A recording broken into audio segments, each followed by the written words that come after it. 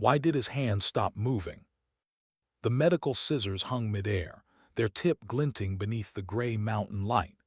Wade Holland's breath clouded in front of him as the cold bit into the sweat on his neck. He'd been cutting through a stranger's torn hiking jacket, routine rescue, standard trauma care, until he saw it. That patch. Faded, frayed, half hidden under blood and fabric fibers, but unmistakable. The gray shield, the white star, the crossed rifles, the Latin words etched like ghosts in his mind, Tertia Optio. The CIA Special Activities Division. For 15 years, he'd cursed that emblem. Blamed it for the screams that still jolted him awake at 3:00 a.m. For the 6 men who never came home from Kandahar. For the mission that ended his career and carved out a piece of his soul he'd never get back. Now, that same emblem was stitched into the jacket of the woman bleeding out beneath his hands. He had maybe 4 minutes to save her. And every oath he'd ever taken whispered, "Save her." Every ghost he carried whispered louder, "Let her die." The mountain air was thin and sharp around Glacier Ridge Trail, biting at the edges of every breath. Wade could hear his team above him, Hector Ramirez shouting down updates, Alan Frost securing the belay line, Tommy coordinating with dispatch. Routine words, calm voices. But to Wade, everything had gone silent, as if the world itself were holding its breath. He stared at the patch again, couldn't look away, the symbol of the people who'd left him behind, who turned a mission into a massacre, who made his brothers' names into folded flags and marble etchings. Wade, Hector's voice broke through the fog. "She's losing pressure. We need IV access now." The mountain snapped back into focus. Wade's training surged to the surface like muscle memory igniting. He forced his shaking hands to move, pressing gauze into the wound along the woman's ribs. The blood was dark, thick and steady, venous, not arterial but serious. He reached for the IV kit, his gloves slick. "2 large-bore lines," he said, his voice clipped and automatic. "Fluids wide open, keep her airway clear." Hector nodded, moving fast beside him. The 2 men worked in wordless coordination, every motion precise, practiced, drilled from years of shared crisis. But even as his hand stabilized her, Wade's mind was fracturing. Who was this woman? Why was she here, on a Montana hiking trail, wearing a patch from one of the most secretive branches of the U.S. government? And why that emblem, that exact one, the one that had haunted his nightmares for 15 years? He looked at her face, early 40s maybe, dark hair matted with blood, strong jawline, sun-weathered skin. Even unconscious, she looked composed in a way most civilians never did in crisis, like her body remembered training long after her mind had gone under. Wade had seen soldiers like her before, professionals, people who'd walked into fire before and lived to tell about it.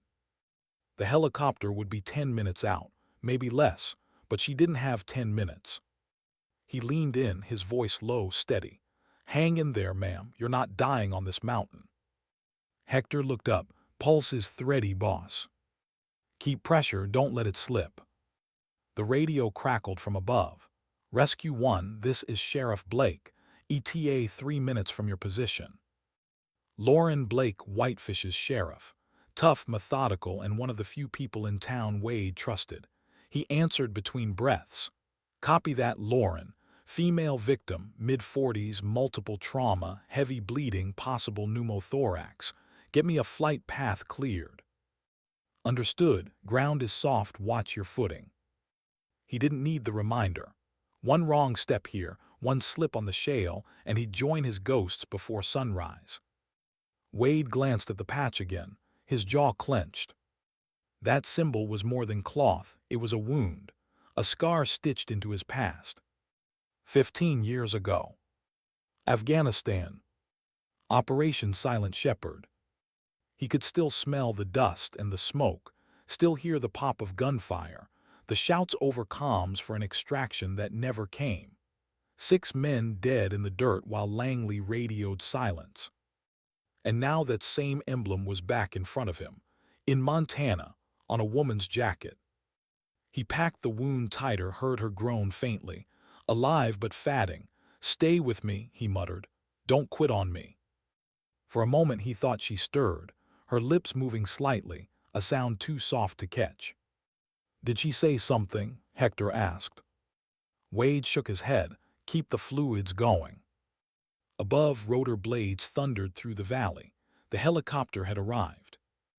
They rigged the litter, secured her spine, checked lines, every movement deliberate. Wade's voice was steady, but his pulse hammered in his ears. He couldn't stop seeing that emblem. Couldn't stop hearing Miguel Torres' last radio call, static-filled and desperate. "Where's our extraction?" The same silence followed now, as if the universe itself was testing him again. "Ready for lift," Wade called.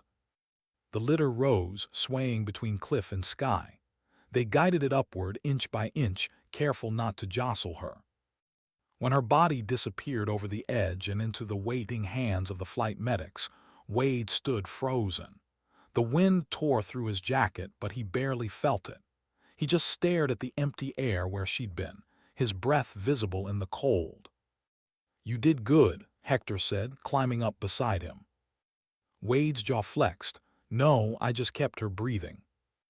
They followed the trail back up, legs trembling from exhaustion, and when they reached the trucks, Sheriff Blake was waiting. Her gray hair was tied back, her eyes alert behind aviator sunglasses. "Tell me you've got an ID," she said. Wade handed her the driver's license the deputies had recovered from the trailhead. "Name, Mara Quinn. Address local.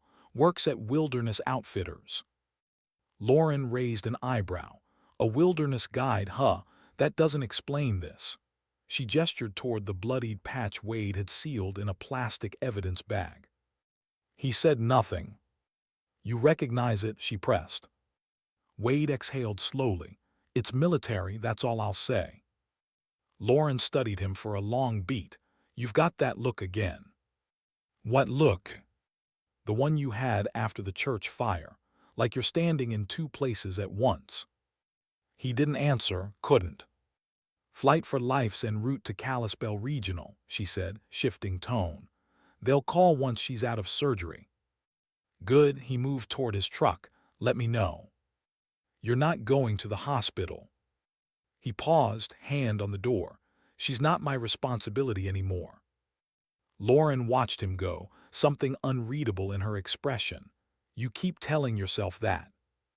The drive back to town wound through pines and empty switchbacks. The sun was sinking behind the ridges, the sky bleeding orange into the valley. Beautiful in that cruel way nature could be, indifferent to what men carried in their chests. Wade's reflection in the windshield looked older than 48. The years had carved lines into his face that no rest could smooth out. He gripped the steering wheel tight, trying to ground himself in the hum of the engine, the rhythm of the tires. He built a quiet life here, fire chief of a small Montana town. Tuesdays spent doing inventory, weekends coaching Little League when his daughter was home from college. It wasn't glory, but it was peace, or close enough to pass for it. Until today. Until a woman with a secret past fell from a mountain and landed on the ghost of his old life. When he got home, the silence was unbearable. The house felt too big, too empty. He showered, ate something tasteless, then sat at his desk with a whiskey he didn't touch. On the wall hung a photo, 11 men in desert camouflage. Smiles frozen in a moment before everything went wrong. Jack Dalton in the center, his hand on Wade's shoulder. Miguel, Travis, Ryan, Derek, 6 of them gone now. The rest scattered, each living under the weight of unanswered questions. Silent Shepherd, the brass plaque under the frame read, "A mission no one talked about anymore.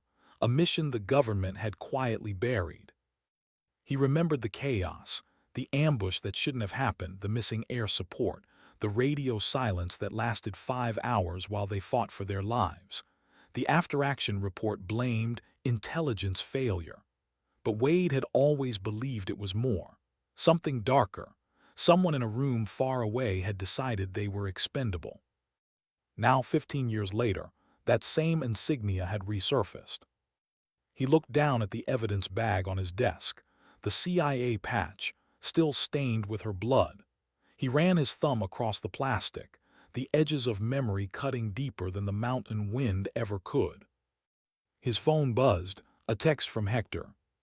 "She made it through surgery, critical but stable, thought you'd want to know." Wade stared at the screen.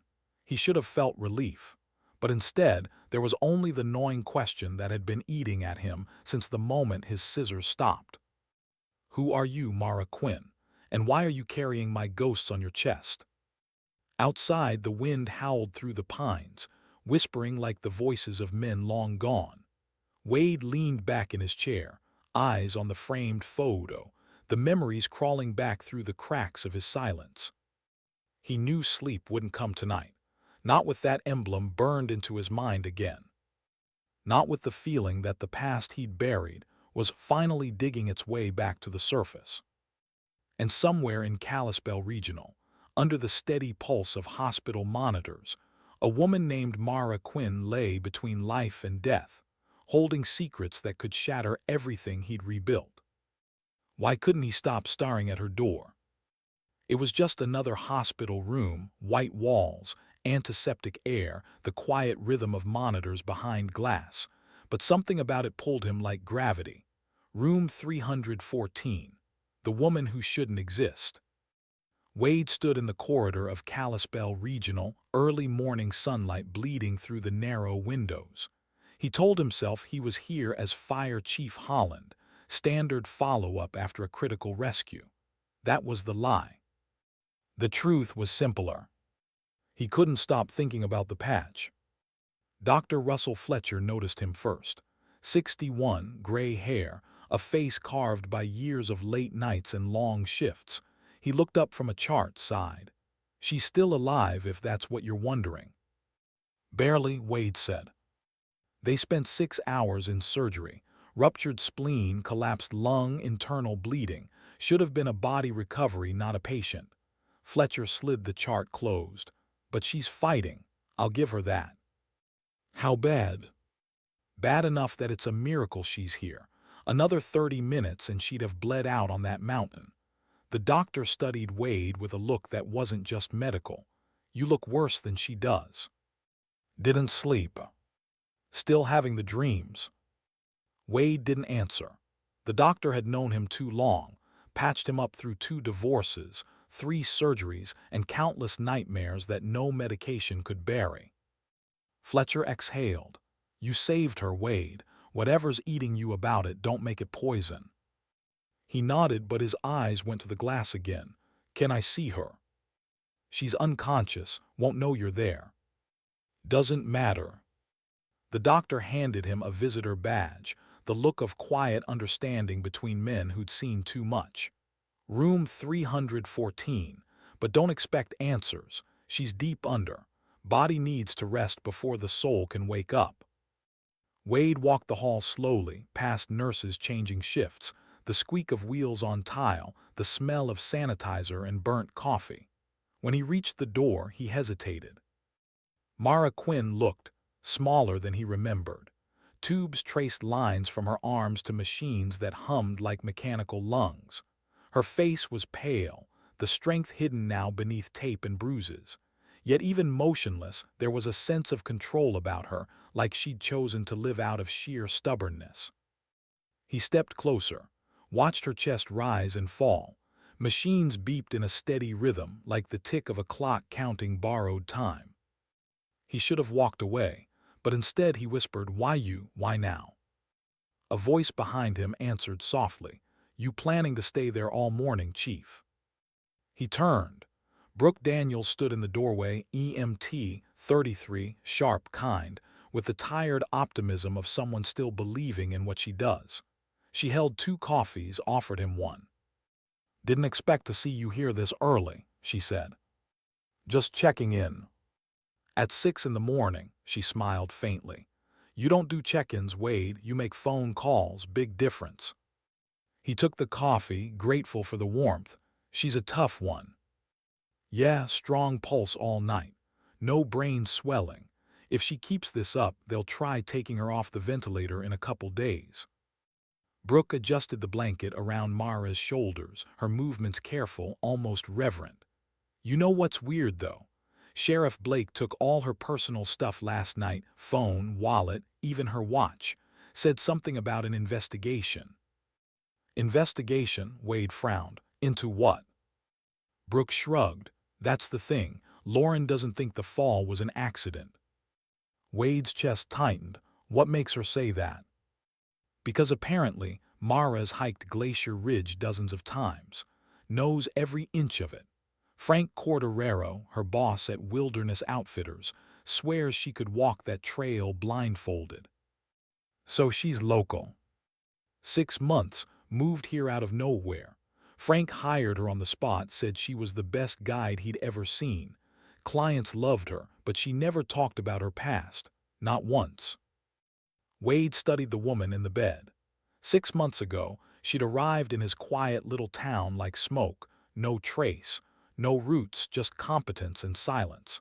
And now she was lying here bleeding from wounds that didn't feel like nature's doing.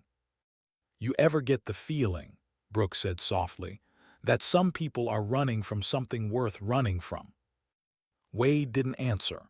He just kept looking at the woman who dragged his ghosts out of the dark. When Brooke left, the room fell quiet again. The machines beeped. The clock ticked. Wade reached for the chair and sat. He didn't know why. Maybe because he needed to see proof she was real, that the past he'd buried wasn't just hallucinating itself back into existence. Then his phone buzzed. "Hector, Chief, we've got a situation at the station. Need you here now." He stood one last glance at the woman in the bed, then slipped out. The fire station was alive with a kind of energy Wade hadn't felt since combat. Voices low, movements sharp. Something was off. Alan and Tommy stood near a laptop that definitely wasn't department property. The screen glowed with an unfamiliar interface. Hector intercepted Wade before he reached them. "We've got company," Hector murmured. "Federal kind." Wade's pulse slowed to that cold, calculating rhythm he hadn't felt since deployment. FBI. Claims to be. Flashed credentials. Started asking about the rescue, about the woman, what we saw, who handled her gear. Wade's jaw tightened. "Where is he?" "In your office." Wade opened the door. The man waiting for him looked like he'd been grown in a factory that specialized in forgettable faces. Mid-40s, gray suit, government haircut. He stood when Wade entered, polite, practiced smile. "Fire Chief Holland, Special Agent Morris Grant, FBI." He flashed a badge just long enough to register legitimacy and maybe intimidation. Wade didn't shake his hand. "What's the Bureau's interest in a hiking accident?" Grant smiled faintly. "Just routine follow-up. The individual you rescued may be part of an ongoing federal matter." Federal matter? Witness protection. The words rolled out smooth, too smooth. "We monitor certain participants to ensure their safety. When accidents happen, we verify context." Wade leaned back against his desk. "And you're telling me this woman, in witness protection?" "I'm saying she's connected to something sensitive." Sensitive like a CIA patch sewn into her jacket. Grant's eyes flickered just for a second, a crack in the composure. "I see you noticed that." "I notice a lot of things. Comes with being alive when I wasn't supposed to be." Grant studied him. "Navy correct, Lieutenant Commander Holland. SEAL Team 6-8 deployments. Operation Silent Shepherd." The name hit like a fist. That operation was buried, classified beyond top secret. Even the after-action reports had been scrubbed clean. "Funny," Wade said, voice low, "that you'd know that name." Grant's smile didn't reach his eyes. "We do our homework." "What do you want, Agent?" "To offer you some advice." He stepped closer, lowering his voice. "Whatever you think you know about Mara Quinn, stop looking. It's not your concern. The more you dig, the worse it'll get, for you, for your daughter, for anyone who gets too close. Wade's stare hardened. That a threat? A courtesy. Grant straightened his tie. Some things are better left buried, Chief. Leave this one to the professionals. He left without waiting for a reply. The office door clicked shut, and the silence that followed felt heavier than gunfire. Wade stayed standing for a long moment, hands braced on the desk, breath slow and deliberate. The hum of the fluorescent lights above seemed louder now. He knows Shepard. He knows my file. And he knows she's not just a hiker. Wade picked up his phone. The instinct to reach out to someone, anyone, was immediate. But there were few people he trusted with ghosts this old. One of them lived 15 miles outside town. Kyle Brennan's ranch sat under a canopy of pine and sky. Wade arrived as the last light bled from the horizon. The smell of hay and motor oil hung in the cool air. Kyle was in the barn, sleeves rolled, working on an old tractor. "Wade," he said, wiping his hands, "been a while." "Too long." The two men sat on the porch with beers they didn't drink, silence filling the space between them like an old friend. Wade told him everything: the rescue, the patch, the agent, the feeling that the past was clawing its way back. When he finished, Kyle was quiet for a long time. The kind of silence only combat veterans knew, where words felt unnecessary until they became unavoidable. "You sure it was the Special Activities Division?" Kyle asked finally. "I'm sure." Kyle nodded slowly. "You remember the intelligence officer listed on our mission brief, the one from Langley who coordinated our overwatch?" "Vaguely. Initials were M. Quinn, right?" Kyle went inside, came back with an old file folder, yellowed, dog-eared, stamped classified. He flipped to a page, tapped it. "Here." Wade's eyes traced the line of text. "Intelligence Coordination Officer, M. Quinn, SAD." His stomach turned. "Mara Quinn," Kyle said quietly. "She was there, Wade, on our mission." For a moment, neither man breathed. The sound of crickets filled the dark. "It's got to be coincidence," Wade said finally. Kyle shook his head.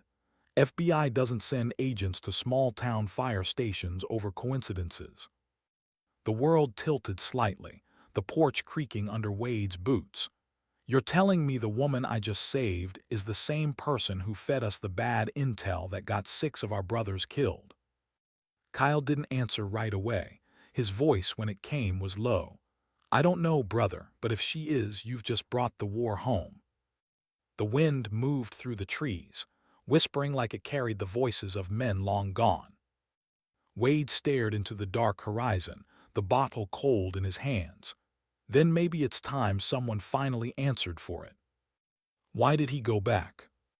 He told himself it was professional, that he owed the sheriff an update, owed himself closure. But the truth was simpler and harder. He needed to see her awake, needed to look her in the eye and ask what she'd done.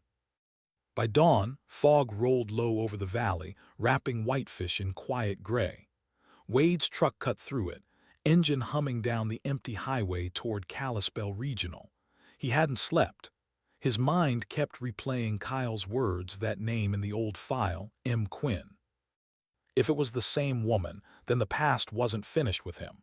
It was standing up, bleeding, breathing, and waiting in room 314. He parked in the visitor lot, walked the corridor with a soldier's gait, silent, measured, one heartbeat from breaking into a run. Nurses passed, voices low, carts squeaking. The hospital felt like purgatory, half alive, half ghost. When he reached the ICU, Dr. Fletcher was there again, coffee in hand, exhaustion written under his eyes. "She's still with us," he said before Wade could ask. "Barely. Body's doing what it can. I'll tell you, Wade, I've seen hunters fall off cliffs and loggers crushed under trees. This woman's tougher than all of them combined." Wade nodded. "She's awake." "Not yet, but her vitals are strong. If the infection holds off, she might open her eyes soon." "Mind if I sit in?" The doctor gave him that long, searching look. "You knew her before?" Not exactly, Wade said. Just recognize something. Fletcher studied him another moment, then sighed. Room 314. Don't stay too long. Wade found the door open a crack. The steady rhythm of machines filled the air, soft, fragile. The first light of morning brushed across her face. Without the dirt and blood, Mara Quinn looked almost peaceful, except for the faint twitch of her eyelids, the subtle tension in her jaw.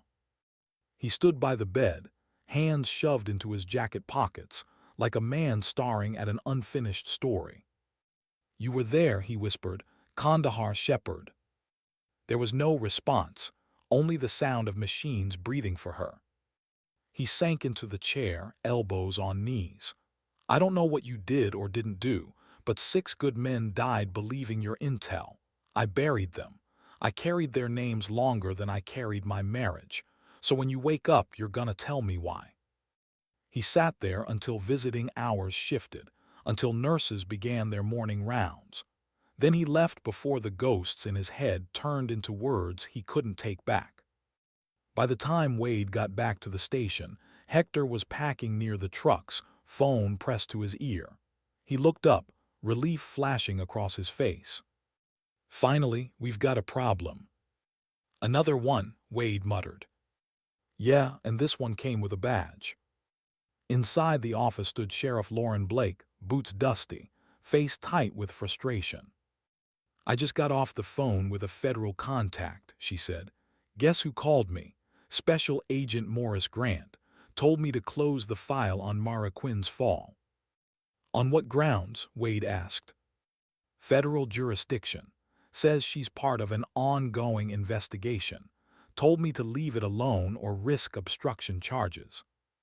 "That's not bureau language," Wade said darkly. "That's intimidation." Lauren crossed her arms. "He's scared. You don't threaten local law enforcement unless you're hiding something."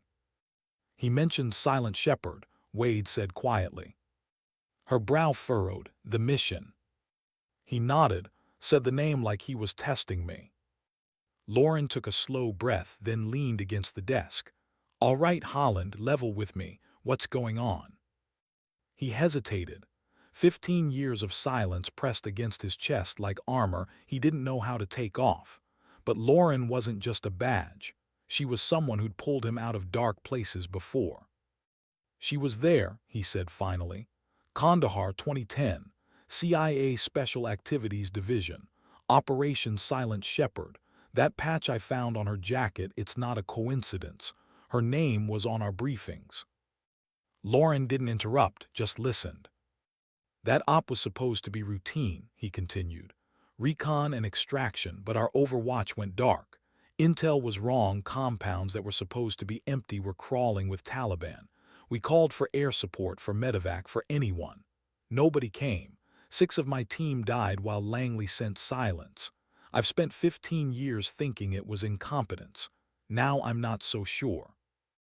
Lauren's gaze hardened. "And this woman, Mara Quinn, could have been the one feeding us that intel.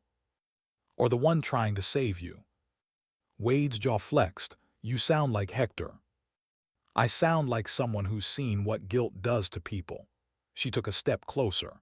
"You think you're the only one haunted by ghosts. You've been punishing yourself for 15 years. Maybe it's time you find out what really happened." Before he could answer, her radio crackled. "Sheriff Blake, this is dispatch. Kalispell Regional reports patient Mara Quinn regained consciousness at 0620. The room went still. Lauren met Wade's eyes. "Guess you're about to get your answers." By the time they reached the hospital, the morning fog had burned off. The sun hit the windows in pale gold, cutting across the sterile halls like a spotlight. When they entered room 314, the air felt different, charged. The woman in the bed was awake. Mara Quinn sat propped at a 45-degree angle, her face colorless but alive. Tubes ran from her arms, monitors tracked every fragile heartbeat, but her eyes were sharp, alert, calculating. Lauren approached first, voice professional. "Miss Quinn, I'm Sheriff Lauren Blake. This is Fire Chief Wade Holland. He led the rescue team that pulled you off that mountain." Mara's gaze flicked between them, then lingered on Wade. Her voice was rough, gravel scraped against rust, but steady. "You're the one who found me." "Yes." "Then I owe you my life." He didn't answer. Not yet. His throat felt tight, words caught between gratitude and accusation. Lauren took out her notebook. "Miss Quinn, I know this isn't easy, but we need to ask what happened on Glacier Ridge. Do you remember the fall?" Mara looked away, her jaw tightening. "I remember hiking alone, Raven's Point. I stopped to take a picture, heard something behind me, then nothing. Next thing I know, I wake up here." "You think it was an accident?" Her eyes flicked up steady, unblinking. "No, someone pushed me." Lauren's pen froze over the page. "Do you know who?" "I didn't see a face, just the hit. Hard, fast, professional." "Professional." The kind of hit you don't get from a panicked stranger. Whoever it was knew what they were doing. Lauren glanced at Wade, who was still silent, a coiled wire of anger and confusion. Finally, he stepped closer to the bed. "You were wearing a CIA Special Activities Division patch." Her expression didn't change. "Was I?" "Yes," he said, his voice sharper than intended. "Inside your jacket, hidden stitching. 15 years ago, I saw that same emblem in Kandahar right before 6 men under my command died." Lauren shot him a look, a warning, but Wade didn't stop. "Operation Silent Shepherd," he said. "You remember that name." Something flickered behind Mara's eyes, recognition, regret. She didn't speak for several seconds. Then softly, "You were there." "I was the team leader after Dalton went down," Wade said. 5 hours waiting for support that never came. You fed us the coordinates. You told us it was clear." Mara exhaled, the sound halfway between a sigh and a confession. "That's not what happened." Wade's voice dropped to a low growl. "Then tell me what did." Her gaze didn't flinch. "Your mission was compromised before it started. The operational commander, Colonel Edmund Burke, sold your coordinates to a tribal contact working both sides. He wanted to wipe the slate clean before an internal audit exposed his deals with the heroin networks. He gave me orders to falsify intelligence, mark the compounds as empty. I refused." Wade blinked, the words barely registering. "You're saying Burke set us up?" She nodded once. "When I pushed back, he reassigned me, put another analyst in my place, someone who'd obey." "Then how did we get out?" "I disobeyed orders, went over Burke's head, threatened to leak everything to Congress, called JSOC directly. It took hours to break through, but I got a QRF scrambled. By then, it was too late." The room was silent except for the rhythmic beep of her heart monitor. Wade's hand curled into a fist. 6 men died because of those hours." "I know," Mara said quietly. "Their names are the reason I don't sleep." Lauren finally found her voice. "What happened after?" "I was arrested, charged with insubordination, unauthorized disclosure, conspiracy. They wanted to make me disappear quietly, but that would have drawn attention. So they buried me another way, stripped clearance, sealed records, told me to vanish. I've been running ever since."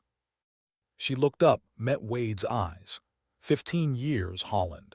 15 years of hiding from people who know how to make accidents happen." Lauren spoke softly. "And you think whoever pushed you was connected to Burke?" "I don't think," Mara said. "I know."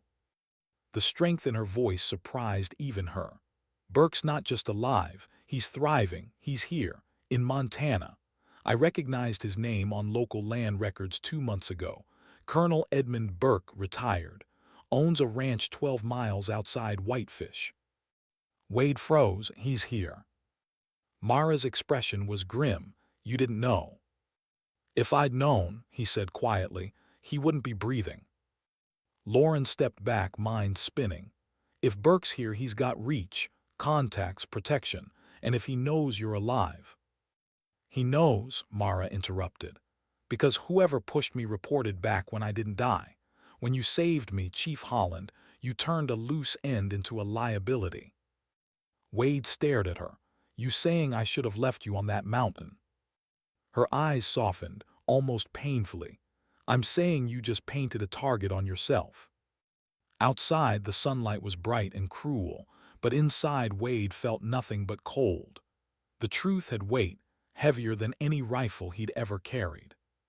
For 15 years, he'd hated a faceless system. Now that system had a name, a face, a location. Burke. Lauren's voice broke through his thoughts. Wade, you all right? He looked at her. His eyes were clear, steady, the eyes of a man who'd already made a decision. No, he said, but I know what comes next. Why did the past always know where to find him? Wade stared out over the pines behind his house, the morning fog lifting off the tree line like ghosts finally escaping the earth. His coffee had gone cold, untouched. The file on the table in front of him, Burke's land records, the property maps Lauren had quietly pulled, was all he could see. He traced the coordinates with a finger. 12 miles north of Whitefish, 40 acres, a ranch disguised as retirement. Burke hadn't just hidden in Montana. He'd buried himself in Wade's backyard. A man who'd betrayed his team, murdered 6 brothers through greed and silence, was now enjoying mountain sunsets and whiskey evenings, while the men he'd buried lived on as nightmares in someone else's head. Wade felt the old heat rising, the one he'd spent 15 years suppressing. Anger was easier than grief. It didn't rot you, it burned you clean. Then his phone buzzed. Hector, you okay, boss? Station's quiet. Heard rumors about feds sniffing around again. Wade typed back, I'm fine, stay ready. He didn't send it, deleted the text instead. The less they knew, the safer they'd be. He grabbed his keys. The decision was already made. The road north wound through forests painted gold by autumn. Wade's truck rumbled over gravel and shadow, the air sharp with pine and distance. Every turn tightened something inside him, memories of deserts, of static over comms, of a man's voice promising backup that never came. Burke's ranch appeared through the trees like a scar on the landscape. Too neat, too quiet, the kind of place where every blade of grass was positioned to look casual. A black SUV sat in the driveway, windows tinted deep. He parked down the road, walked the rest of the way. Old instincts kept his steps light, his body angled toward cover. The main house loomed modern, expensive. Whoever Burke had become, he hadn't done it on a pension. Wade didn't knock. He waited, watched, noted the cameras, 3 on the eaves, 1 over the barn, 1 facing the drive, motion sensors hidden under the gravel. Then movement. A figure stepped out onto the porch, older, heavier, but unmistakably Burke. The same hard jaw, the same smug confidence of a man who thought he'd beaten accountability. He looked around once, then lit a cigar. Wade's fingers twitched at his side. The soldier in him whispered a dozen ways to end it. The man he'd become whispered none. He took a slow breath, walked forward. Burke turned at the sound of gravel under boots, frowning. Can I help you? Wade stopped 10 feet away. You can start by admitting who you are. Burke squinted, sizing him up. Do I know you? You used to, Kandahar, Operation Silent Shepherd. The color drained from Burke's face only for a second. Then the old mask slid back into place. You must be mistaken. I don't mistake the man who got my brothers killed. Burke blew smoke into the morning air. Ah, Lieutenant Commander Holland, I was told you died. Almost. Well, Burke said evenly, I suppose congratulations are in order. Wade stepped closer. Why, because I'm alive or because you are? Because you seem to have moved on. Fire chief, right? Small town, quiet life, you've done well.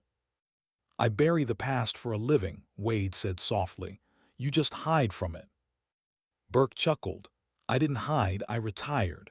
The world moved on, Commander, you should try it. You sold us out. Those are heavy words. 6 men died for them. Burke's expression hardened. War kills people, Holland, it's what war does. You of all people should understand that. You leaked our coordinates. I did what was necessary. For who? For the bigger picture, for stability. You think the world runs on loyalty and valor. It runs on balance, compromise. Men like you fight wars, men like me end them. Wade took another step forward, fists tightening. You ended nothing. You just learned to live with the noise.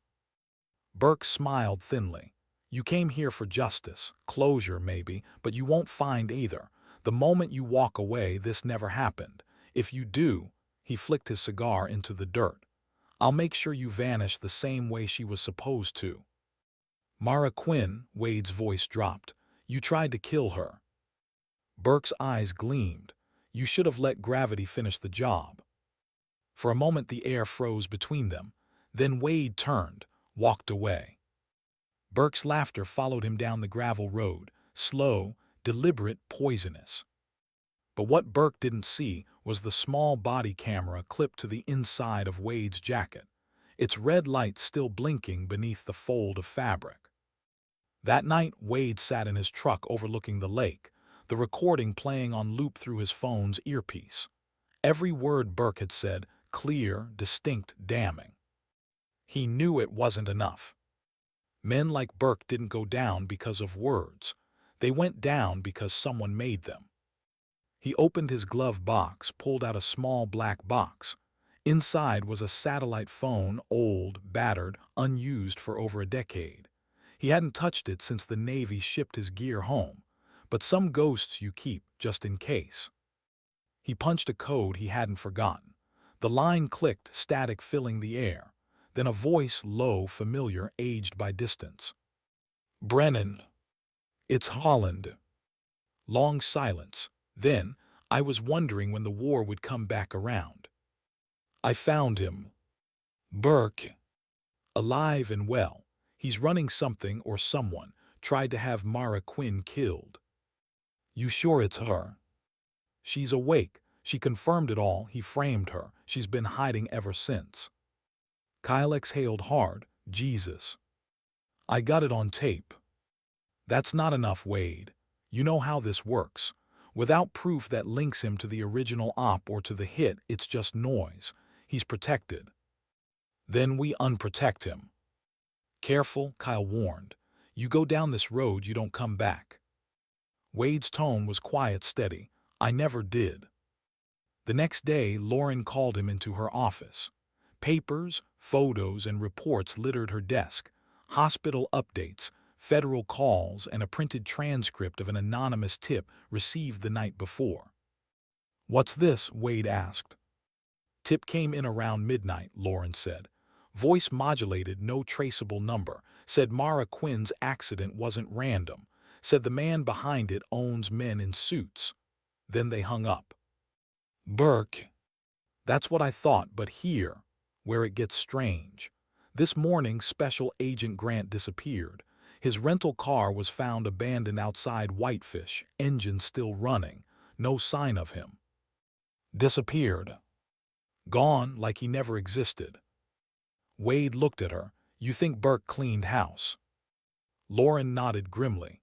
If he's tying off loose ends, we're next. For a long moment, neither of them spoke. The hum of the office light filled the silence. Then Lauren leaned in. You still have that recording? Yes. Good, we make copies, stash them. Whatever you're planning, Wade, don't do it alone. He met her eyes. You've got a badge, I can't drag you into this. She smirked. You dragged me in the moment you told me about Shepard. You think I'm gonna sit out now? He almost smiled. You always did have bad judgment. Only when it comes to trusting you. That night Wade went back to the hospital. Mara was sitting up, pale but lucid, a shadow of her old strength returning. You shouldn't be walking, he said, stepping in. You shouldn't be here, she countered. He pulled up a chair. I saw him. She went still. Burke. Same face, same arrogance. He thinks he's untouchable. He is, she said. You have no idea what he's built, the networks he controls, the people he owns. Burke's not just a man anymore, Wade, he's a system. I've fought systems before. Not like this. He leaned forward. He confessed, I have it recorded. Her eyes widened. You what? Every word. He admitted to Shepard, to trying to kill you. For a moment, disbelief and something like relief flashed across her face, quickly replaced by fear. Then you have to hide it, now, because if Burke knows, he'll come for you first. Let him. She shook her head. You don't understand. Burke doesn't come with bullets, he comes with erasure. You'll vanish on paper before you vanish in person. Then maybe I vanish loud enough for someone to notice. She stared at him, this man who'd once lost everything because of a lie she tried to stop. You're still the same, she said softly, still willing to die for everyone but yourself. He didn't respond, just looked at her, the same emblem burned into both their pasts, two survivors on opposite sides of the same betrayal. I can't let him hurt anyone else, Wade said finally. Then you'll need me, she said, because I know where his bodies are buried. Her voice was weak, but her eyes burned with something that looked like purpose. He nodded slowly. Then we dig. Outside the hospital, two black SUVs rolled past the main entrance, headlights dimmed, windows tinted. The men inside didn't wear uniforms, but they didn't need to. They belonged to Burke, silent, precise, waiting. One of them lifted a phone to his ear. Target confirmed, he said. Both are inside. The reply was calm, unhurried. Understood, wait for my call. Then the line went dead. Inside, Wade felt the old sense, that sixth instinct soldiers never lose. The hairs on his neck rose. The air felt wrong. He looked toward the window, the reflection of headlights flashing briefly against the glass. They've found us, he whispered. Myra's heart monitor quickened. Then it's already started. He reached for the side drawer, pulled out a Glock 19, confiscated once from a drug bust, now unofficially his. Checked the mag, racked the slide. Stay behind me, he said.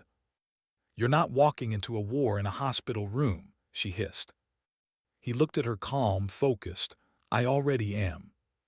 The hall outside went quiet, too quiet.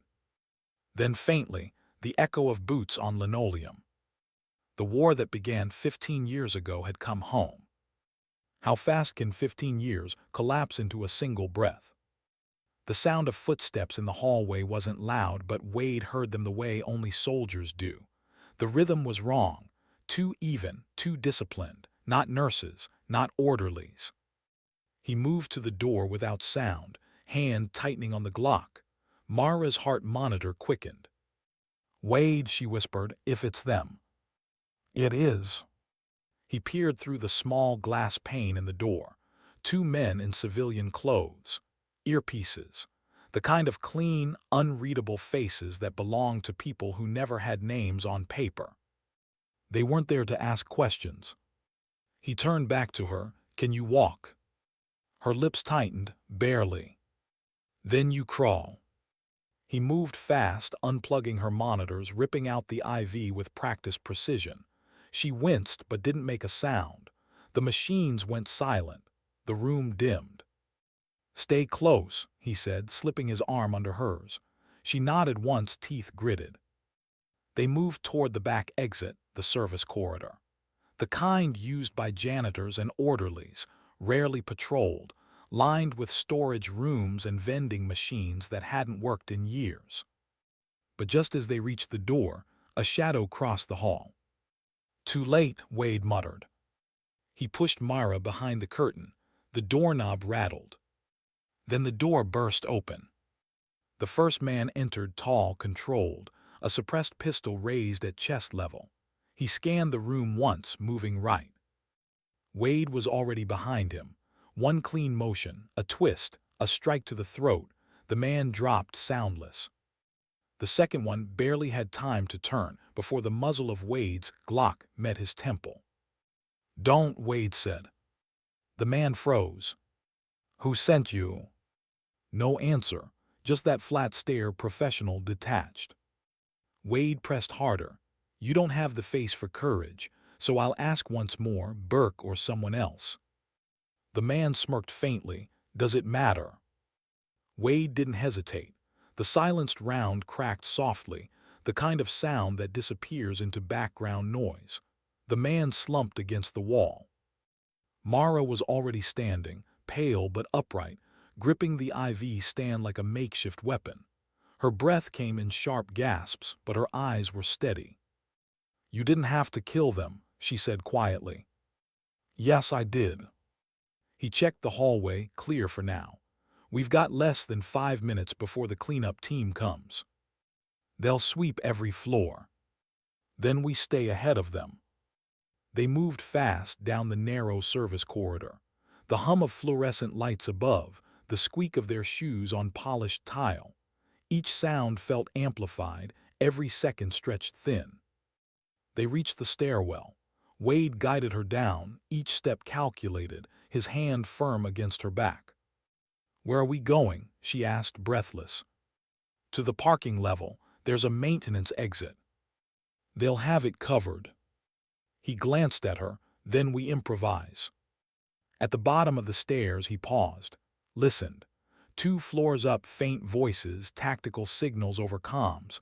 The sweep was closing in. He moved toward the maintenance wing, found a utility door and pushed through into the boiler room. Heat hit them like a wave. Pipes hissed. The air smelled of rust and pressure. Here, he pointed toward a vent cover near the far wall. That leads to the laundry bay. We can slip out near the loading dock. She eyed it skeptically. You sure it's wide enough? Barely, but you're half my size. She almost smiled despite the pain. You still think like a seal. He started unscrewing the vent cover. Old habits die harder than friends. A sound behind them, metal scraping concrete. Wade spun, weapon up.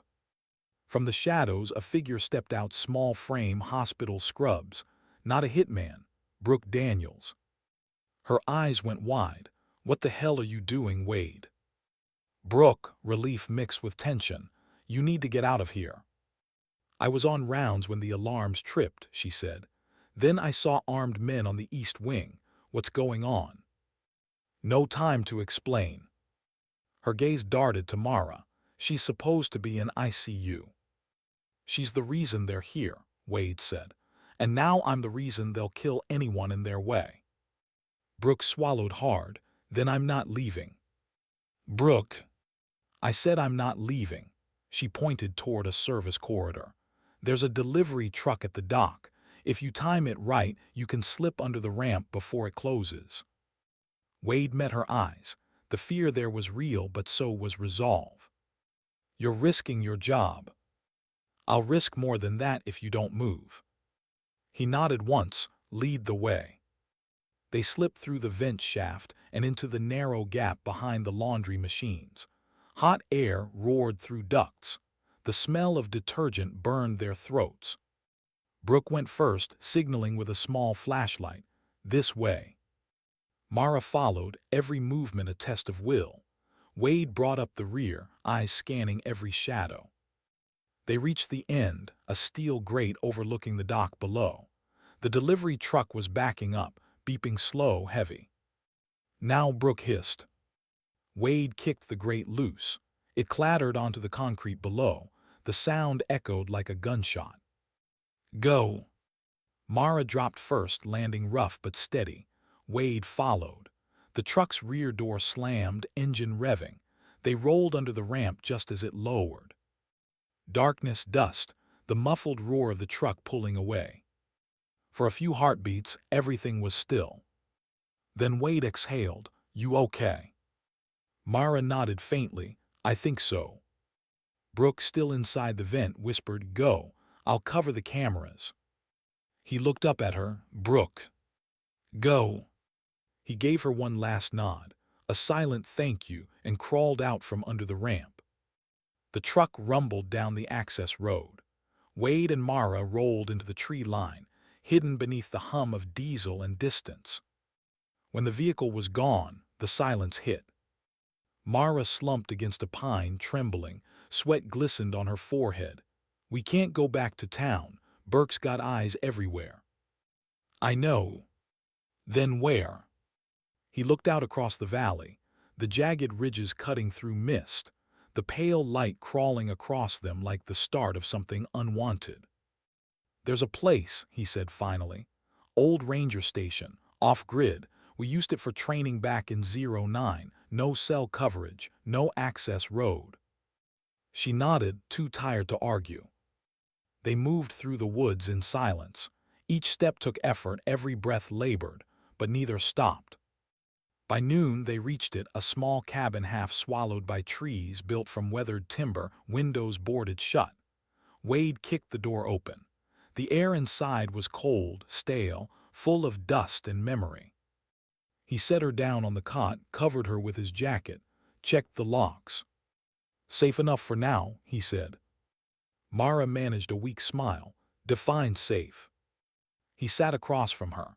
"No cameras, no roads, no coordinates to trace. You could disappear here." "Disappear," she echoed. "I've been disappearing for 15 years, Wade. I'm tired of being a ghost." He looked at her, really looked, and saw it now. The exhaustion beneath the defiance, the guilt behind her strength. It was the same thing he'd seen in his mirror for a decade and a half. "You don't have to keep running," he said quietly. "Neither do you." He didn't answer. Instead, he reached into his pocket, pulled out the small flash drive that held Burke's recorded confession. "This," he said, setting it on the table, "is our ticket out." She stared at it. "He'll kill anyone who tries to use that." "Then we don't use it," Wade said. "We leak it, quiet, anonymous, public enough that it can't be buried. You said he's built a network, fine. We break it the way he built it, through exposure." Her expression was unreadable. "You think truth still means something?" He hesitated. "I think it used to." They sat in silence, the air between them heavy with things unsaid. The ghosts of men who'd never made it home, the guilt of those who did. After a long moment, she spoke. "When I joined SAD, I believed we were saving people, that the work we did mattered. But the deeper I went, the more I saw that power eats its own. You think you're the knife, but you're just another piece of the meat." Wade stared into the flicker of the small lantern. "We used to say something similar in the teams. You don't fight for flags or orders. You fight for the man next to you. Problem is, the man next to me doesn't exist anymore." Her voice softened. "You still fight like he does." He almost smiled, almost. "That's because I still hear him." For a while neither spoke. The wind moved through the cabin's cracks, whispering through old wood like voices long gone. Then Mara's head tilted, that instinctive motion of someone who's lived hunted. "You hear that?" Wade froze, the faint hum of an engine in the distance. "Damn it," he whispered. He moved to the window, peered through the narrow slat. 2 dust trails on the service road. SUVs, black. "They found us." Mara struggled to sit up. "How?" "Brooke," he said quietly, guilt lancing through him. "If they caught her." The roar of engines grew louder. He grabbed the flash drive, shoved it into a small waterproof pouch and handed it to her. "If I don't make it, you run. North Ridge connects to the old logging trail. Follow it till the river. Someone will find you." "I'm not leaving you." "You don't get to decide that." "Neither do you," she said, fire returning to her voice. "You think dying redeems what happened. It doesn't, living does." He looked at her, eyes steady, unflinching. Then the first shot shattered the window. Wood splintered, dust exploded into the air. "Down," he shouted, pulling her to the floor. Rounds tore through the cabin walls, sharp cracks echoing across the forest. Wade returned fire, measured, precise. 1 target dropped near the tree line. 2 more advanced from the flank. He could smell the gunpowder, hear the heartbeat that wasn't fear, it was focus. 15 years hadn't dulled it. It had only buried it under a life that never fit. Now it was back. "Stay behind the stove," he said, reloading. Mara's voice came through the haze. How many? 4, maybe 5. He popped up, fired twice, ducked back. The rounds hit home, screams muffled by distance. But one got close, too close. The door burst open. A man stepped through, rifle raised, and froze when he saw who stood in front of him. Wade didn't hesitate. The round caught him center mass. Silence followed, then faintly the whir of retreating engines. Wade waited, weapon ready, until the sound faded. Only then did he lower the gun. His breathing was ragged, but his voice calm. They'll be back. Mara nodded. Then we need to finish this before they do. He met her gaze. There was no anger now, no fear, just two people who'd seen too much of the world to believe in clean endings. We end it, he said, on our terms. When did survival start feeling like a promise he couldn't keep? The smell of gunpowder still hung in the air. Wade stood near the shattered window, scanning the tree line as smoke from the gunfight drifted like ghostly fingers into the cold air. The silence that followed wasn't peace. It was a warning, the kind that always came before another storm. Mara sat on the floor beside the overturned cot, pressing gauze to the side of her arm. A graze not deep, but it hurt. She didn't flinch. Her eyes were focused, calculating. "They'll come again," she said quietly. Wade nodded. "Yeah, with more men, better guns." "So we leave." He looked out toward the valley. The sun was dipping low, painting the horizon in bruised shades of orange. "No, we finish it." Her head tilted. "You mean kill Burke?" "I mean stop running." For a long moment she said nothing. Then slowly, "You're talking about suicide." He turned back, calm, certain. "I'm talking about justice." She laughed, a sound caught halfway between exhaustion and disbelief. "Justice. For men who have been dead 15 years. For men who died because we trusted the wrong people." She looked at him, the quiet fire in his voice, the ache behind it. "You still think that's on you?" "I led them, that makes it on me." "No," she said firmly. "You followed orders you didn't know were poison. The man who gave those orders, he's the one who carries that weight. So stop trying to take it from him." He didn't answer, didn't have to. The silence said enough. After a moment she stood, shaky but resolute. "If we do this, we do it smart. You can fight, I can expose. We use both." Wade studied her, the set of her shoulders, the quiet resolve that had nothing to do with adrenaline. "You sure you're up for it?" "I've been running for 15 years, Holland. I'm tired of breathing borrowed air." He nodded once, then we hit him where it hurts. They moved quickly. Wade cleared the immediate perimeter, dragging the bodies of the two fallen gunmen into the woods, stripping their comms and IDs. Both had encrypted earpieces and clean tags, no names, no serials, professionals, Burke's kind. By the time he returned, Mara had the small solar generator running and her laptop powered on. The device was old but modified, military-grade encryption tools still buried in its software. "You kept all this?" Wade asked. "I kept what mattered," she said. "Burke may have wiped the official records, but I downloaded the raw mission data before they took my clearance. The only problem is, it's locked behind a cipher I built 15 years ago, and I can't remember the key." He smirked faintly. "Guess you weren't planning on living that long." She glanced up at him, half a smile tugging at her lips. "Guess not." He crouched beside her. "What kind of cipher?" "Layered code, personal anchor phrases." "Like what?" She hesitated, thinking. "Things that mattered to me back then, people, places." He leaned closer. "What about Dalton?" Her fingers paused on the keyboard. "What did you say?" "Captain Jack Dalton," Wade said. "He was our you briefed with him." For the first time, she looked unsettled. "He was the only one who trusted me." "Then start with him." She typed, fingers trembling slightly. "Dalton," she stopped, changed it. "Jack." Then another word, "promise." The screen flickered. Then lines of code began to unravel. Her breath caught. Got it. Wade leaned in. What are we looking at? Everything Burke didn't want found. The files were raw, unfiltered field logs, intercepted comms, asset lists. A full record of Operation Silent Shepherd. As the data scrolled, Wade saw it all. Falsified coordinates, altered timestamps, deleted requests for extraction. And then the payment logs. Burke had taken money from a private contractor. Millions. In exchange, he sold out U.S. operatives to secure a heroin route through southern Afghanistan. Mara sat back, whispering. He wasn't covering his tracks. He was building an empire. Wade's jaw clenched. How much proof do we need?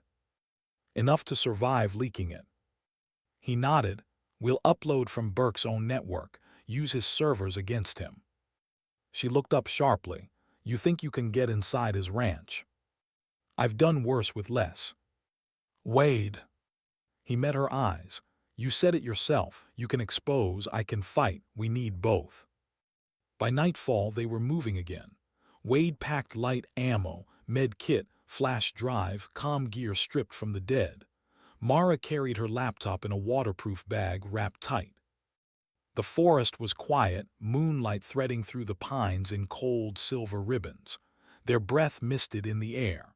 Each step brought the ranch closer, and with it, the thing neither of them said aloud. This might be the last thing they ever did.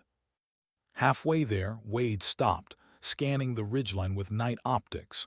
Infrared tripwires. He's got the perimeter lit up like a damn embassy. Can you bypass it? He smiled faintly. You're looking at the guy who taught half the team how to. They moved low, crawling through dead leaves and damp moss, cutting a path between sensors. The silence was thick. Every branch snap sounded like a gunshot. At the fence line, Wade clipped the wire, pressed a jammer node to the post. The signal blinked green. Windows 2 minutes, he whispered. They slipped through the breach. The ranch loomed ahead, lights glowing from the main house. A modern fortress, glass, steel, stone. The kind of place a man builds when he wants to be invisible but admired. Wade crouched behind a retaining wall, eyes narrowing. 2 guards on patrol, thermal cameras on the corners. He studied the rotation. 60-second gap between sweeps. When the west side light resets, we move. Mara's breathing was shallow. You've done this before. Too many times. The light shifted. Wade moved first, fast and silent. Mara followed, every step deliberate. They crossed the lawn, reached the rear deck. The security door had a keypad. She knelt beside it, typing. Still remember how to bypass these, Wade whispered. I helped design them, she replied. A faint click, the lock disengaged. They slipped inside. The interior was immaculate, expensive, curated. The air smelled of leather and whiskey. Photographs lined the walls, Burke shaking hands with senators, generals, oil executives, men who'd sold wars like stock options. They moved through the hall toward the study. A single desk lamp glowed inside. Papers scattered, a decanter half empty. Burke sat at the desk, back to them. His voice was calm, almost amused. I was wondering when you'd show. Wade froze. Burke turned slowly, cigar smoke curling through the light. You didn't think I'd leave the back door unwatched, did you? Mara's fingers tensed around her laptop. Burke's eyes found her. Ah, the ghost herself. You sold out your own men, she said quietly. I saved a country from imploding. By killing its soldiers. By keeping the machine fed. You two think in terms of good and evil. The world doesn't. It runs on leverage. And right now, he nodded toward the security monitors behind him, I have more of it than you. Wade glanced at the screens, 6 feeds, each showing black SUVs surrounding the property. More men closing in. Burke smiled. You really thought you could walk in here, steal my confession and live? Wade's voice was low. No, I thought I could make you hear it. He reached into his pocket, pressed a small transmitter. The light blinked red. Burke frowned. "What did you do?" Wade stepped closer. "You remember the body cams your men wore at the hospital?" Burke's eyes widened. "Yeah," Wade said. "They were transmitting." Outside, in a dozen parked vehicles across Montana, FBI field offices, state police servers, emergency dispatch networks, encrypted files began uploading in bursts.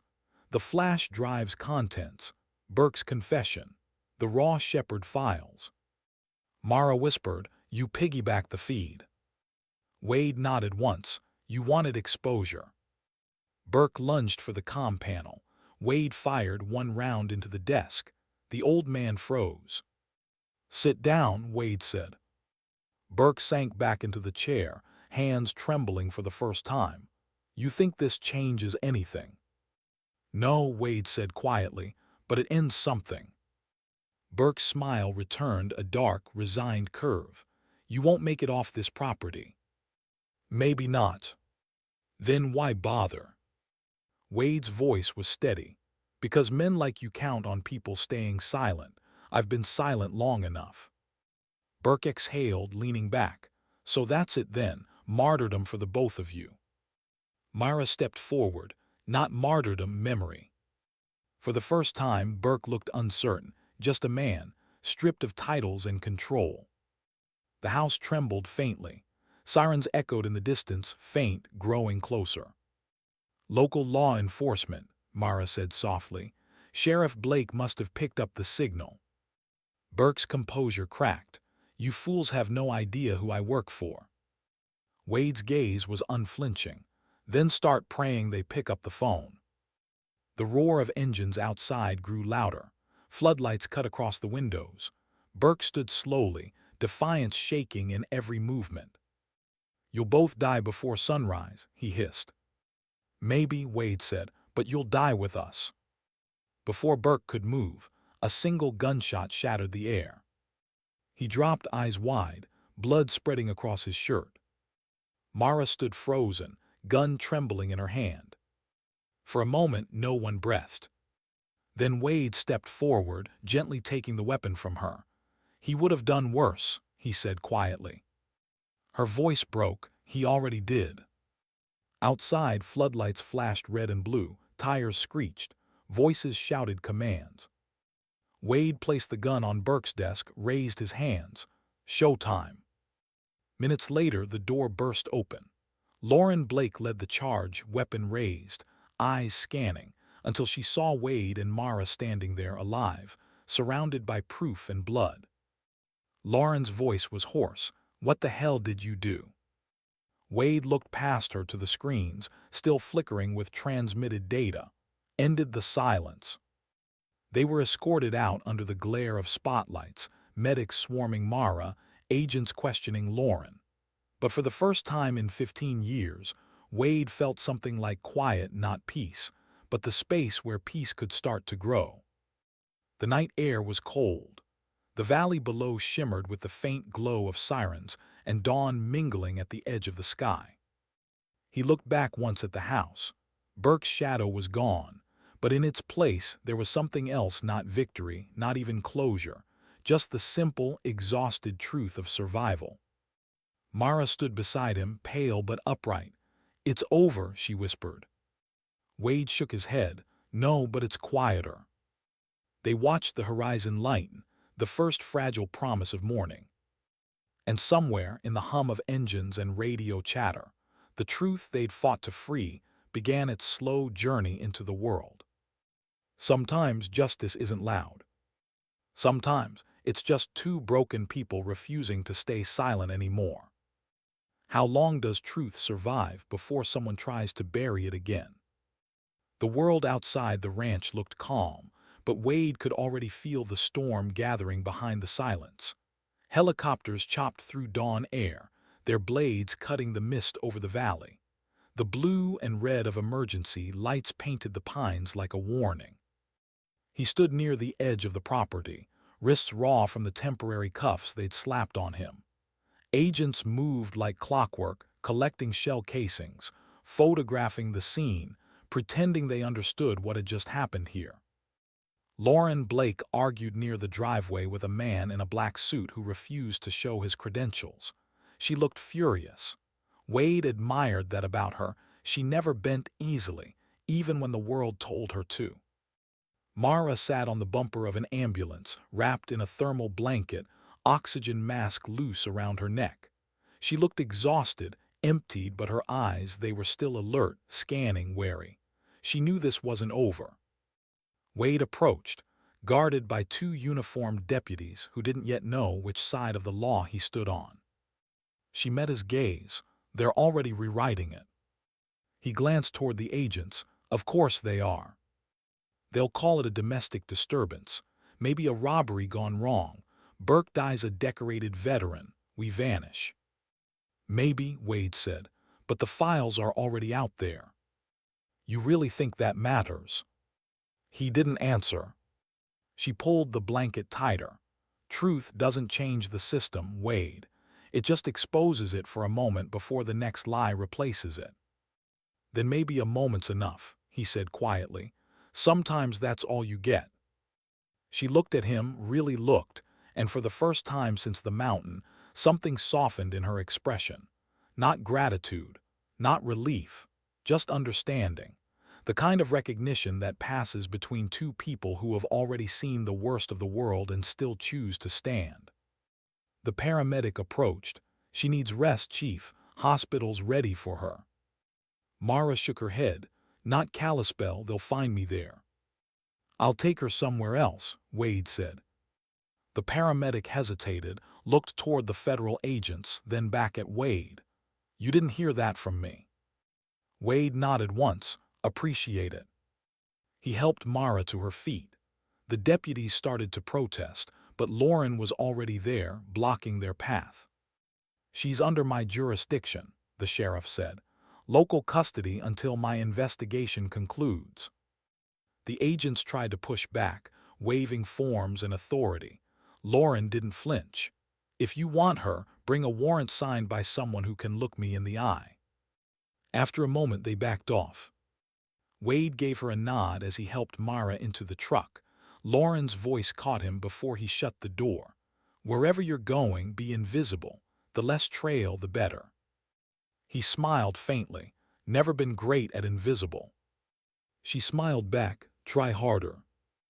They drove for hours past the timber roads, through the flatlands, deeper into nowhere. The kind of places maps forget. Mara slept most of the way, head resting against the window, her breathing slow but uneasy. By dusk, they reached a cabin near the edge of Flathead Lake, a fire tower converted years ago by an old ranger who owed Wade a favor. The place had no power grid, no cameras, no neighbors, just trees and water and quiet. Wade helped her inside, set a kettle on the small gas stove, lit a lantern. The orange glow threw long shadows across the walls.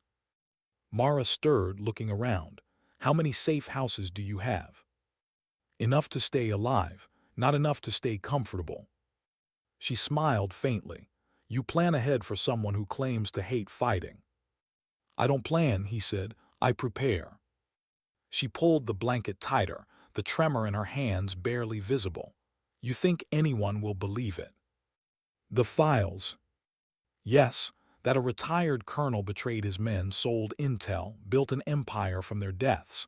It's too big, too ugly. Wade poured her tea. People don't have to believe it, they just have to see it. Once truth hits daylight, it starts burning on its own. She sipped, silent for a moment. You talk like you still believe in redemption. Not for me, he said softly, for them. The men you lost. He nodded. If the truth outlives me, maybe they'll finally rest. Mara set the cup down. You're not the only one who lost people that day. He met her eyes, waiting. She exhaled, slow. There was a unit embedded near your AO, Afghan interpreters, local guides, civilians who helped us for months. When the ambush happened, Burke ordered me to classify them as enemy assets. I refused. He sent a drone strike to sanitize the area. Her voice cracked. They weren't soldiers, Wade. They were families, kids. Wade sat back silent. The weight of her words filled the room like smoke. She looked at him, voice shaking. That's what I've been running from, not him, not the agency, that moment. He didn't try to comfort her. He just nodded, slow, steady, the way soldiers do when words won't help. After a while he said quietly, "You did what you could." "No," she said. "I did what I was told until I didn't." "Then that's what matters." Her eyes glistened in the lantern light. "You really think there's a line between right and wrong left in any of this?" He looked toward the lake where the moon was beginning to rise. "Not a line," he said. "A pulse, faint, but it's still there. Maybe that's enough." By morning, the headlines were everywhere. Leaked files expose U.S. covert operation gone wrong. Retired colonel linked to defense contract corruption. Anonymous whistleblower surfaces after 15 years. The story spread fast, faster than the cleanup teams could contain it. Every news outlet spun it differently, but the core stayed. Betrayal, greed, cover-ups. The dead were no longer forgotten. Wade watched it all from the cabin's small radio, the static cutting through the voices of anchors and experts. Mara stood beside him, expression unreadable. "You did it." He shook his head. "We did." Burke's network. FBI's dismantling what's left. Most of his people are flipping. The rest will disappear quietly, same as him. She folded her arms. "And us? We'll disappear too, different reasons." For a moment, they just listened to the static.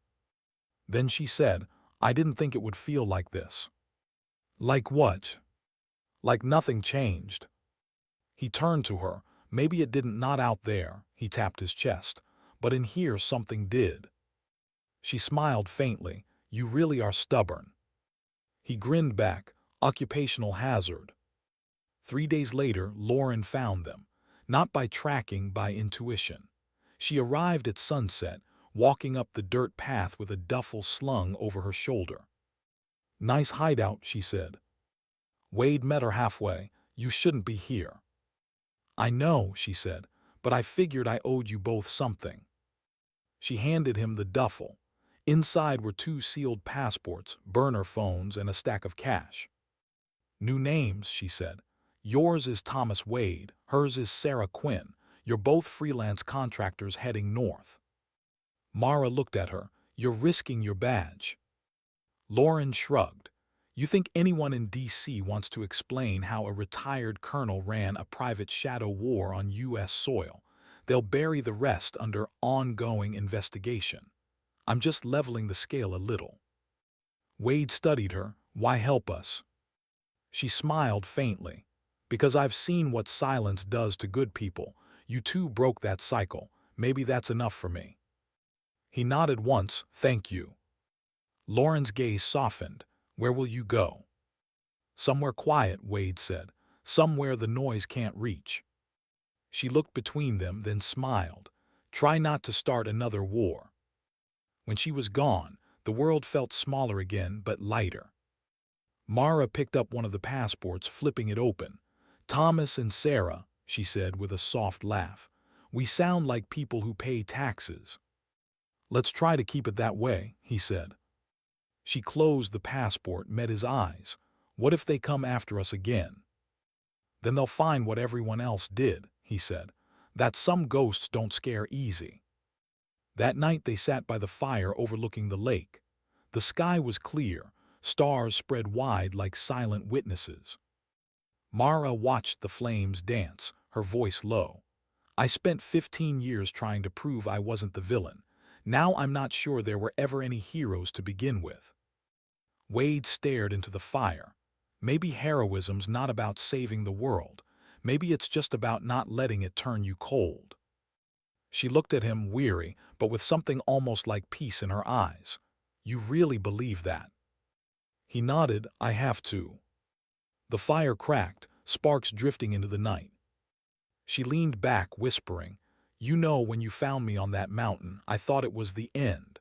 But maybe it was the start of something else." He looked at her, the reflection of firelight in his eyes. Maybe it was the first honest thing either of us ever did. They sat there for a long time, no words, no plans, just the quiet pulse of two people who'd carried too much for too long. The truth was out now. The dead were remembered, and though the world would keep spinning, pretending it hadn't noticed, somewhere deep down in a file, in a broadcast, in a whispered story, their names would stay. And for the first time in years, Wade Holland felt the faint rhythm of something he'd thought long gone. Peace. Not perfect, not whole, but real enough to believe in. How long can peace last for people built in war? The question hung in Wade's mind as he stood on the pier, morning mist curling off Flathead Lake. The air smelled of pine and rain. The world, for once, wasn't chasing him. It had been 3 years since the ranch. 3 years since the night truth bled its way into daylight, a truth the world didn't want but couldn't erase. Burke was gone, but his shadow was. The investigation that followed swallowed headlines for months, then disappeared into the quiet machinery of bureaucracy, committees, redactions, ongoing review. But the names, their names, were finally spoken aloud. Jack Dalton, Miguel Torres, Ryan Kelly, Travis Shaw, Derek Lane, Ethan Cook. 6 men, 6 folded flags, 6 ghosts who no longer whispered only in Wade's head. Now when he closed his eyes, the silence didn't ache as much. It just existed, like a scar that had stopped hurting but never truly healed. He heard footsteps behind him. He didn't turn, he didn't need to. Mara's voice came soft, steady. You always watch the lake this early. Old habits. She stepped beside him, holding 2 mugs of coffee. You ever sleep? Sometimes, he smiled faintly, mostly not. She handed him the mug, still black. Still black. They stood side by side, the dawn rising over the water, quiet except for the lap of waves against the dock. She looked different now, older, yes, but lighter. The lines around her eyes were from laughter, not fear. Her hair was shorter, streaked with silver. She wore a flannel shirt and hiking boots, a far cry from the uniform and secrets she'd once lived in. He glanced at her. How's the clinic? She smiled. Busy. Turns out being a trauma nurse in a small town doesn't leave much downtime. You could have picked anywhere. I tried, she said softly. But every place I went, I kept hearing that mountain, kept seeing the look on your face when you found me. Guess Montana decided it wasn't done with me. He nodded. It has that effect. They watched the water for a while, the silence between them comfortable now, earned, not empty. You ever think about leaving? She asked. Every day, he said. Then I remember I've already done enough running for one lifetime. She laughed quietly. Yeah, I know the feeling. Later they walked the trail above the lake, a narrow path lined with birch and cedar. The world had gone back to normal, or something close to it, but the way they saw it never would. Mara stopped near a small clearing. A memorial stood there now, 6 wooden crosses, weathered by wind and time. Wade had built it himself. She knelt, brushing her fingers over the names carved into the wood. You did this alone. Lauren helped, he said. She visits sometimes, leaves flowers. I come when it gets quiet. She said you turned down the medal they tried to give you. He shrugged, didn't earn it. You did, she said. Not for killing, for staying. He looked down at her, the sincerity in her eyes. He didn't argue. He didn't have to. Some truths didn't need defense. They stood in silence for a long time. When Mara finally spoke, her voice was barely above a whisper. I used to think redemption was something you found at the end of the road, like a destination. And now I think it's what you do while you walk. He nodded slowly. That's the thing about ghosts. They don't stop following you. You just start walking faster than they can keep up. She smiled faintly. Maybe that's living. That evening the wind picked up sharp, restless, full of coming rain. Wade sat on the porch, oiling the same sidearm he'd carried for years, though he hadn't drawn it since the ranch. Mara joined him, wrapped in a wool blanket. You still clean it like you're expecting a call. He smirked. Habit. Or fear. He paused, maybe both. She studied him for a long moment. You ever regret saving me? He looked at her, truly looked, and shook his head. Not once. You should. Why? Because I dragged you back into a war you were finally out of. He leaned back in the chair, the rain beginning to tap against the railing. That war was always in me. You just gave it a reason to end. She looked away, her jaw trembling slightly. I don't think I ever thanked you. He chuckled softly. You didn't have to. She turned toward him, voice steady now. Maybe I do. He smiled. Then thank you for reminding me there's still something worth fighting for, even if it's just the quiet after. They sat there, listening to the rain. It came heavier now, drumming against the tin roof, washing over the land in waves. The fire inside the cabin flickered through the open door, warm against the storm's chill. Mara leaned her head on his shoulder. You think the world will ever know the full story? He shook his head. Doesn't need to. Some truths don't belong in headlines. They belong in the people who lived them. She smiled against his shoulder. That's poetic for a seal. He grinned. Must be getting soft. The storm passed by morning. Mist rose from the trees, curling through the valley like breath from the earth. Wade stepped outside, boots sinking into damp soil. The world smelled of rain and pine and quiet forgiveness. He looked toward the lake. The reflection was clear now, no distortion, no shadows, just stillness. Behind him, Mara packed their gear into the truck. They weren't leaving forever, just heading east for a while, to see what peace looked like on the road. Lauren had visited a week before, bringing news. The final Senate report on Operation Silent Shepherd had been released, mostly classified, but with one unredacted line at the end. Due to the actions of an unidentified whistleblower and a former SEAL operative, substantial evidence of corruption was revealed. The operation's casualties are hereby honored as having died in the line of duty. No names, no recognition, but for Wade it was enough. He stared out across the lake one last time, the memory of 6 faces flashing like faint stars in the mist. He spoke softly as if they could hear. You're home now, boys. They drove for hours that day, through valleys, over ridges, along rivers that shimmered with the late light of afternoon. The world rolled out before them, vast and unjudging. Mara rested her hand on the window, eyes following the horizon. You ever wonder what comes after all this? He glanced at her. After peace. After penance. He thought about it for a long time before answering. Maybe forgiveness, not from others, from yourself. She smiled faintly. You think that's possible? He nodded. Eventually, if you stop running. She turned to him. You really stopped? He smiled. Not yet, but I'm getting there. As night fell, they reached a small diner off a forgotten highway, neon buzzing faintly, the smell of rain-soaked asphalt hanging in the air.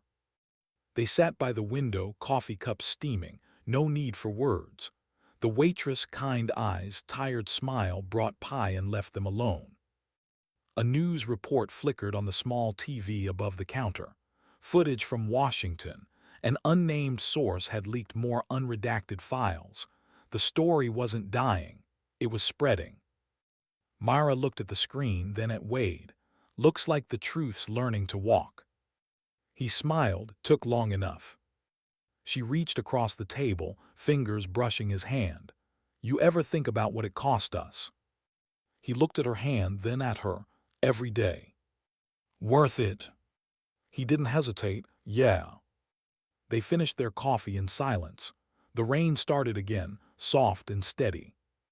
When they stepped outside, the neon sign buzzed above them, half-lit, flickering red against the wet pavement.